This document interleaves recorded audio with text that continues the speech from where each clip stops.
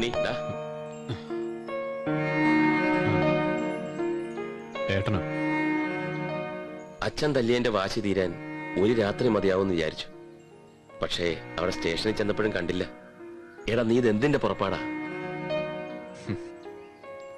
അച്ഛൻ തല്ലിയതും ഏട്ടത്തേമ്മ അറിയില്ലെന്ന് പറഞ്ഞതും എല്ലാം കൂടെ ഒരുമിച്ചായപ്പോ ഒന്ന് പതറിപ്പോയി.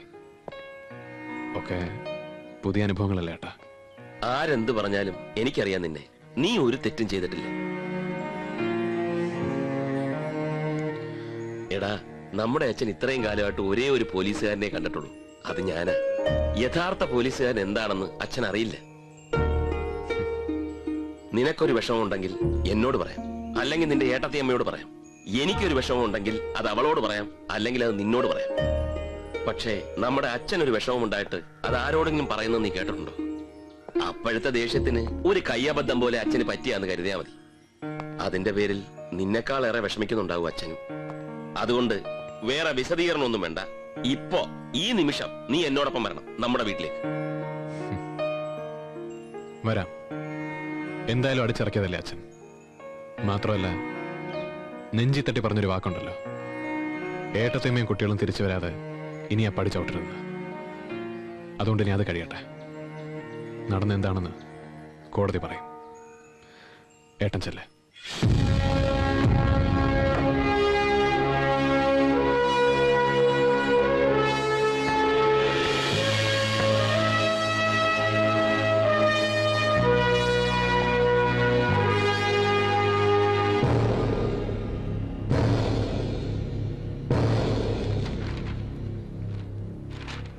Yes, proceed. Thank you, Your Honor. കഴിഞ്ഞ 10-ാം തീയതി മിസ് ഗിരിജാകുമാരി എന്ന നിങ്ങൾ മേരിക്കുന്നിലുള്ള ഗസ്റ്റ് ഹൗസിൽ പോയിരുന്നു. എന്തിനായിരുന്നു നിങ്ങൾ അവിടെ പോയത്? പറയേ, എന്തിനാണ് നിങ്ങൾ അവിടെ പോയത്? ഈ SI സാറെ വിളിപ്പിച്ചിട്ടാ ഞാൻ അവിടെ പോയത്. I object, Your Honor. Objection overruled. Thank you, Your Honor. പറയേ, എന്തിനാണ് ഈ സാർ നിങ്ങളെ വിളിപ്പിച്ചത്? കേസിനാസ്പദമായ സംഭവത്തിൽ വ്യഭിചാര കുറ്റത്തിനാണ് നിങ്ങളെ അറസ്റ്റ് ചെയ്തിട്ടുള്ളത്. ഈ സാറ് തന്നെ നിങ്ങളെ വിളിച്ചു വരുത്തി ഇയാൾ തന്നെ നിങ്ങളെ അറസ്റ്റ് ചെയ്യേണ്ട കാര്യം എന്താണ്? ഈ സാറ് ആവശ്യപ്പെട്ട പ്രകാരം ഞാൻ ഗസ്റ്റ് ഹൗസിൽ ചെന്നപ്പോ ഏതോ രാഷ്ട്രീയ പാർട്ടിയുടെ മീറ്റിംഗ് നടക്കുന്നുണ്ടായിരുന്നു. അതിൽ പങ്കെടുക്കാൻ ആ സാറന്മാരൊക്കെ അവിടെ വന്നിരുന്നു. അവരെയൊക്കെ നിങ്ങൾക്ക് നേരത്തെ അറിയാമോ?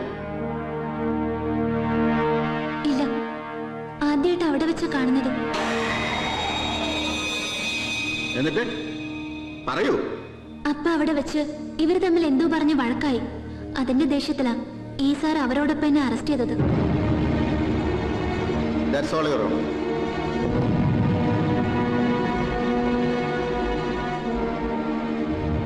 Your Honor, she may be declared as hostile.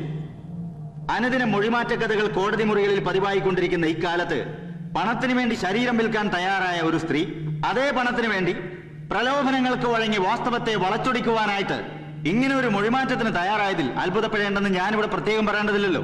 അതിനാൽ കേസിനാസ്പദമായ സംഭവം പ്രസ്തുത തീയതിയിൽ ആ ഗസ്റ്റ് ഹൗസിൽ ചരങ്ങേറിയപ്പോൾ സബ് ഇൻസ്പെക്ടർ ഉണ്ണികൃഷ്ണൻ എന്ന എന്റെ കക്ഷിയോടൊപ്പം അതേ റെയ്ഡിൽ പങ്കെടുത്ത സഹപ്രവർത്തകനായ കോൺസ്റ്റബിൾ സുരാജിനെ വിസ്തരിക്കുവാൻ ബഹുമാനപ്പെട്ട കോടതി എന്നെ അനുവദിക്കണം.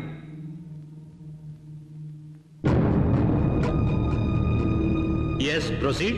PC 1234 സുരാജ്.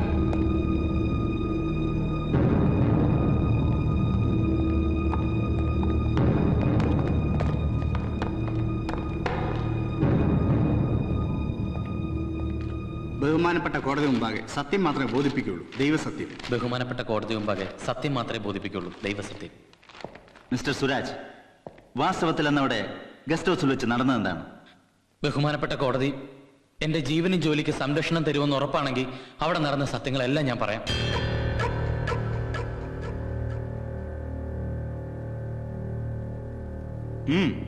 ധൈര്യമായിട്ട് പറയൂ. സംഭവം നടന്ന ദിവസം ഈ SI സാറിന്റെ കൂടെ ഞാനും ഉണ്ടായിരുന്നുള്ള സത്യം. പക്ഷേ അന്ന് ഞാനവിടെ പോയത് റെയ്ഡിനായിരുന്നില്ല. പിന്നെ ഒരു പെണ്ണിനെ വേണമെന്ന് ഈ സാറ് വിളിച്ചു പറഞ്ഞപ്പോ ഈ കുട്ടി അവിടെ പോയതാ ഞാൻ.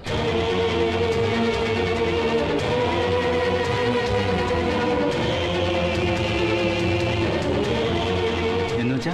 അതെ സാർ, ഈ ഉണ്ണികൃഷ്ണൻ സാറാ ഈ പെൺകുട്ടിയോടൊപ്പം അന്ന് ആ മുറിയിലുണ്ടായിരുന്നു.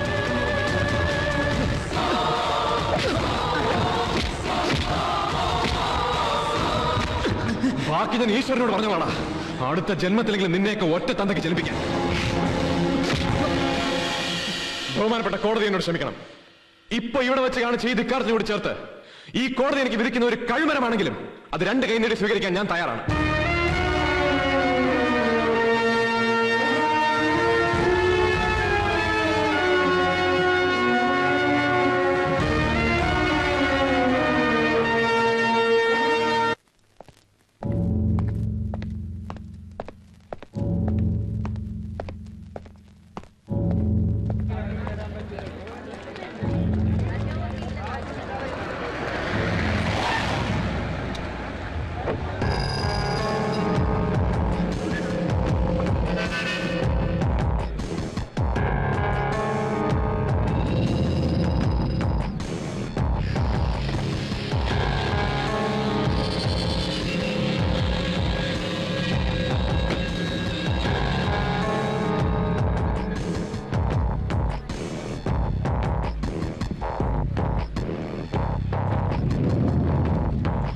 நான் தான்டா பார்த்திபன்.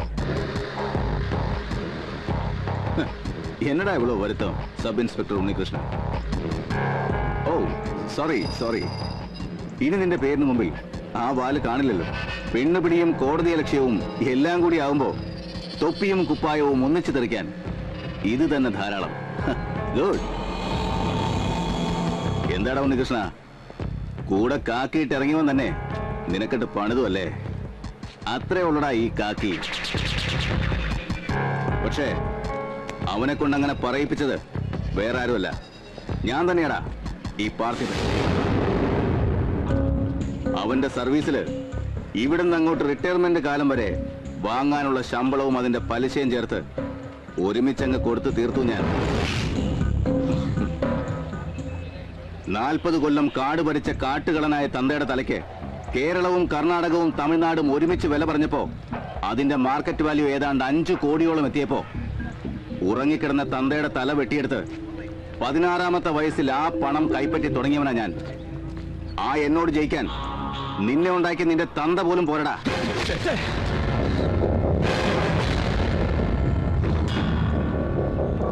ഇത്ര ധൃതി വേണ്ട ഉണ്ണികൃഷ്ണ. എന്റെ ആൾക്കാരെ തല്ല് ജയിച്ച് നീ ആ മലയിറങ്ങിയപ്പോ ഞാൻ നിനക്കൊരു സമയം മാറ്റി വെച്ചിരുന്നു. അത് നിനക്ക് വേണ്ടി മാത്രമല്ല, നിന്റെ കുടുംബത്തിനും കൂടി വേണ്ടിയാ. ഒരിക്കൽ ഞാൻ നിന്നോടൊരു ഗുഡ് ബൈ പറഞ്ഞതാ, നിന്റെ മരണത്തിലേക്ക്. അത് നടക്കാത്ത സ്ഥിതിക്ക് നമുക്ക് കാണാം. See you again and again.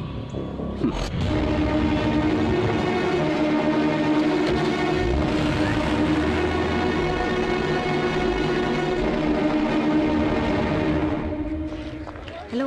Hi. Bye. Bye, madam. Bye.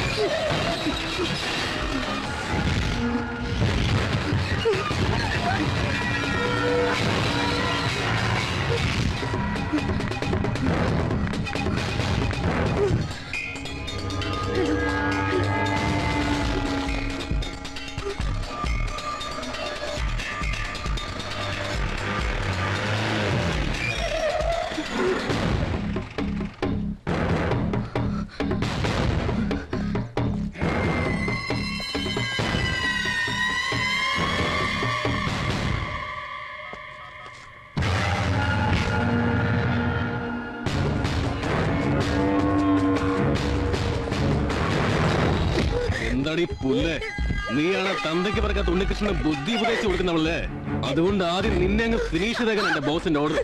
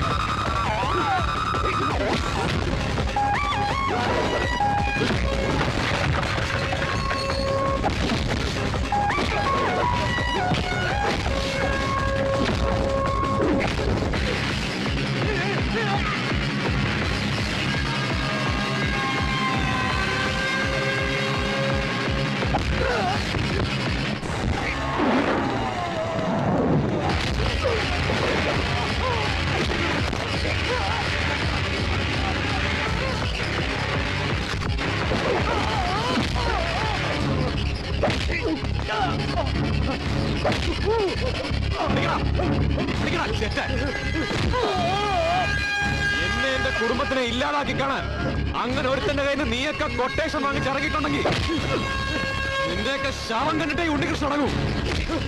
കൊന്നുകളയും ഞാൻ, കൊലയാടി മോനെ.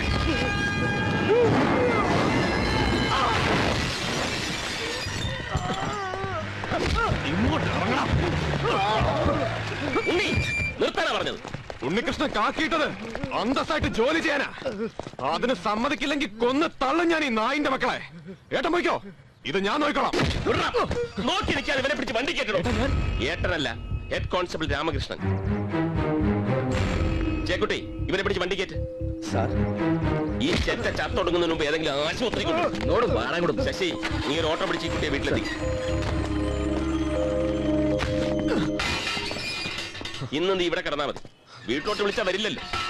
അങ്ങാടിയിൽ ഇറങ്ങി തല്ലാനും കൊല്ലാനും നടക്കുന്നവന്റെ സ്ഥാനം ഇതിന് കത്താ. നിങ്ങൾ എന്ത് ഭ്രാന്താണ് കാണിക്കണേ? കാര്യം സസ്പെൻഷനിലാണെങ്കിൽ മൂപ്പര് ഇവിടുത്തെ എസ് ഐ എന്നെ കൊണ്ടൊന്നും പറയിപ്പിക്കണ്ട. ഇനി എന്താ വേണ്ടെന്ന് എനിക്കറിയാം. ചേക്കുട്ടി, ഓ, അവൻ എന്താ വേണ്ടെന്ന് വെച്ചാൽ വാങ്ങിക്കൊടുത്തേ. ഇതൊന്നും നിങ്ങൾ കാര്യാക്കണ്ട. മൂപ്പർക്ക് തലപ്പിരാന്ത് കയറി ഓരോന്ന് കാട്ടിക്കൂട്ടണ. നിങ്ങൾ ഇങ്ങോട്ട് ഇറങ്ങിയാട്ടെ. വേണ്ട ചേക്കുട്ടിക്ക, ആ ഏട്ടന്റെ മനസ്സ് എനിക്കറിയാം. പുറത്തിറങ്ങിയാൽ ഞാൻ ആരെങ്കിലും തല്ലിക്കൊല്ലുമെന്നുള്ള പേടിയാ ആ കാണിക്കുന്ന മുഴുവൻ. ഇതിനകത്താകുമ്പോ ഇന്നൊരു രാത്രിയെങ്കിലും മനസമാധാനമായിട്ട് കിടന്നുറങ്ങുമല്ലോ ആ പാവം. ഞാനിവിടെ കിടന്നോളാം.